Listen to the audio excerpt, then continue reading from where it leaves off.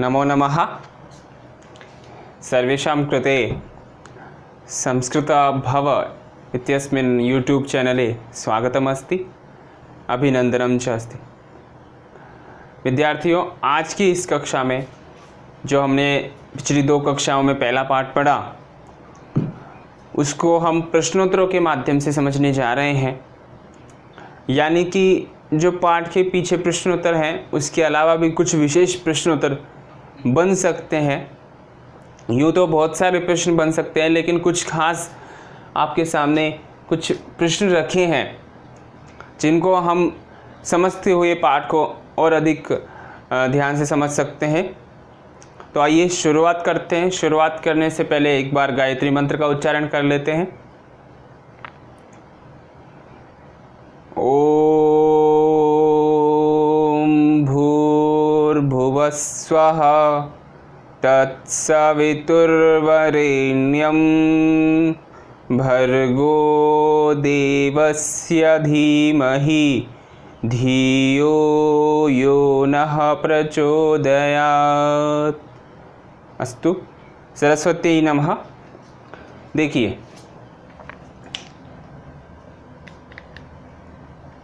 पहला प्रश्न आपका जो आपको स्क्रीन पर दिखाई दे रहा है कि जय जय हे भगवती सुरभारती इत्यस्य गीते रचयिता को अस्ति। जय जय हे भगवती सुरभारती, इस गीत के रचयिता यानी लेखक कवि को अस्ति। यहाँ ध्यान रखिएगा, यहाँ पर इस शब्द के स्थान पर वो लेखक भी दे सकता है।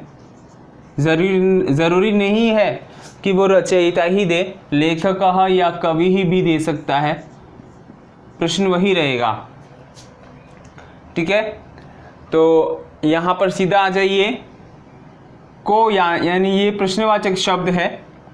ठीक है, तो यहाँ पर ये प्रश्न बन रहा है, तो इसके स्थान पे अपन को क्या लिखना है? डॉक्टर हरिराम आचार्य। डॉक्टर हरिराम आचार्य। बाकी वैसे के वैसे प्रश्न में से लिखना है। ध्यान रखिए, आपके बोर्ड में जब भी प्रश्न पूछा जाता है तो आपको पूरे लाइन में आंसर देना है, एक शब्द में आंसर नहीं देना है, क्योंकि वह निर्दिष्ट नहीं होता है और नहीं निर्दिष्ट होता है। ऐसी स्थिति में आप पूरी लाइन में आंसर दें तो बहुत अच्छा रहेगा। तो इसलिए यहाँ पर जो प्रश्नवाचक शब्द है को, उसके स्थान पे आपने क्या लिखा? डॉक्टर हरिराम आचार्य। बाकी सभी शब्द जो है, पद जो है वाक्य के, वो सेम है। दूसरा प्रश्न है, देखिए, कति काव्य रसाः सन्ति। कति यानी कितने, काव्य रसा यानी काव्य के रस, सन्ति यानी है, कितने काव्य के रस है। नामानि लिखन्तु, नाम लिखे। तो कितने हैं? नव काव्य रसाः सन्ति, 9 काव्य रस होते हैं। काव्य के 9 रस होते हैं। अब चूंकि आपकी किताब में तो 3 ही पूछे हैं, लेकिन हमें 9 कौन कौन से होते हैं उन सभी का पता होना चाहिए। क्या पता वो 9 के 9 ही पूछ ले। तो देखिए, पहला है श्रृंगारः, दूसरा है हास्य, तीसरा वीरः, चौथा भयानकः, पांचवा रौद्रः, छठा विभत्सः, सातवां अद्भुतः, आठवां करुणः, नवा है शांतश्च।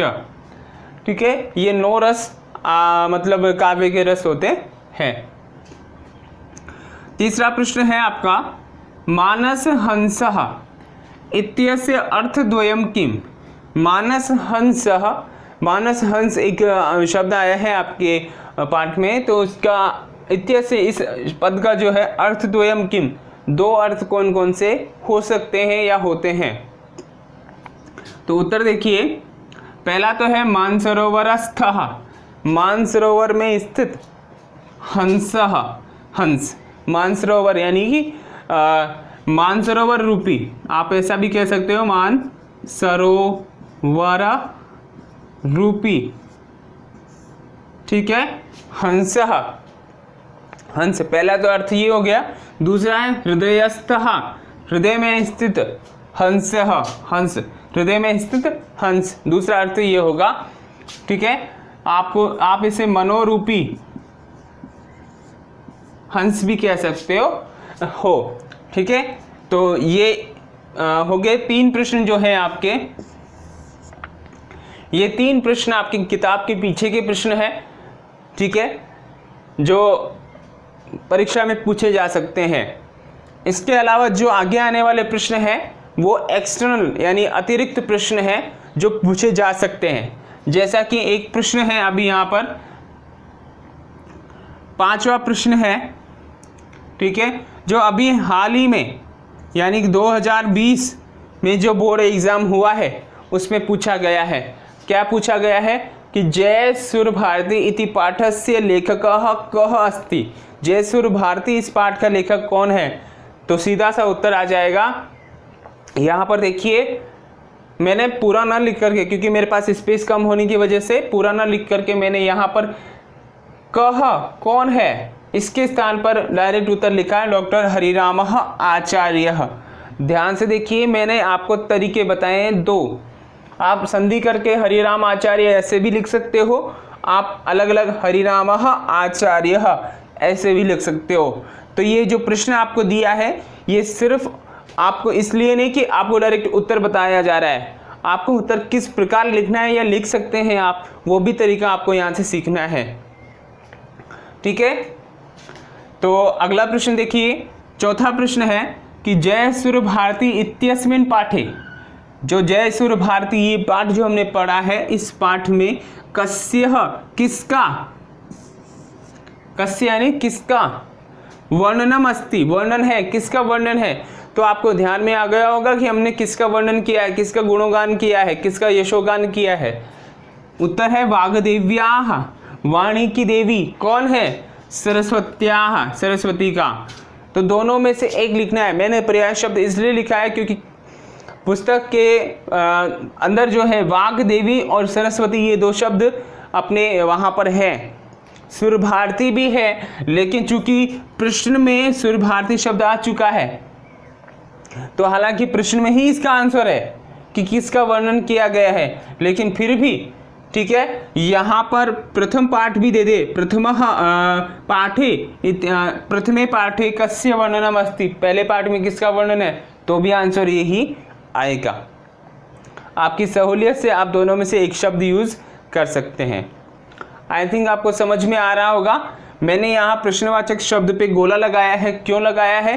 क्योंकि मैंने शॉर्ट में यहाँ पर लिखा है, इनके स्थान पर आंसर लिखा है, आपको पूरी लाइन में आंसर लिखना है।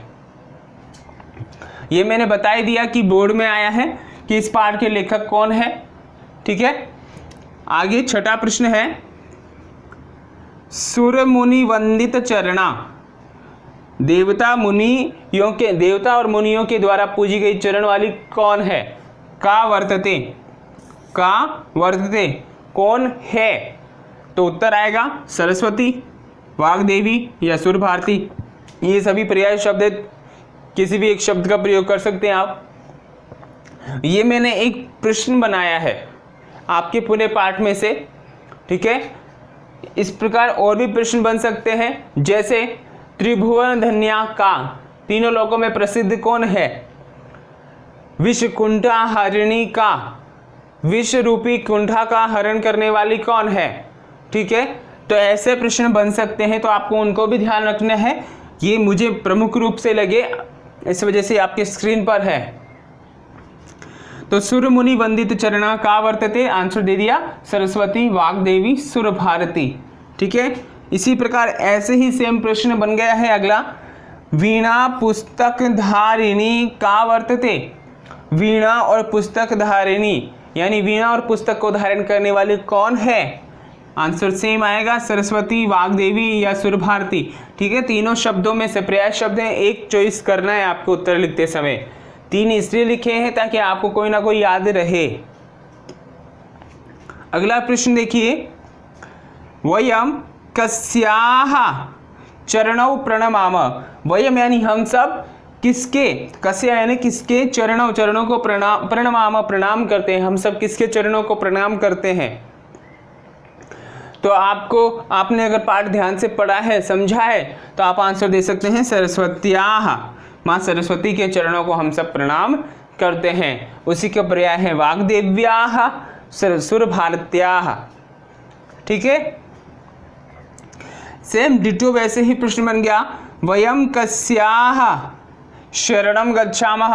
हम सब किस किस शरण में जाते हैं? तो जिसके चरणों में हम प्रणाम करते हैं उसी की शरण में हम जाते हैं। तो सरस्वत्याः वाग्देव्याः सुरभारत्याः, तीनों में से एक चॉइस आपको करना है। अगला प्रश्न देखिए, जय सुरभारती इति पाठः कुतः संकलितः?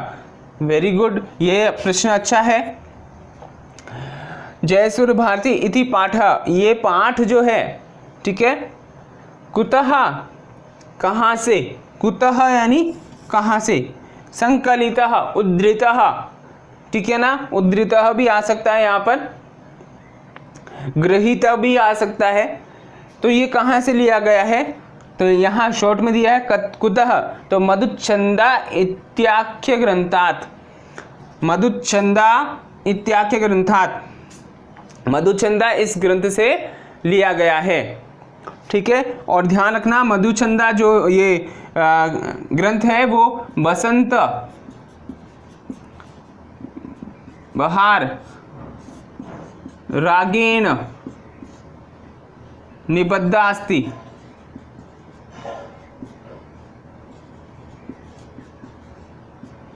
ठीक है। इतना नहीं पूछेगा, फिर भी ध्यान रखना है कि मधुच्छंदा जो ये ग्रंथ है बसंत बहार राग से निबद्ध है, यानी रचा गया है। अगला प्रश्न है, अस्माकम हमारी मति ही बुद्धि कुत्र कहाँ पर आस्ताम यानी होवे, हमारी बुद्धि कहाँ पर होवे यानी कहाँ रहे?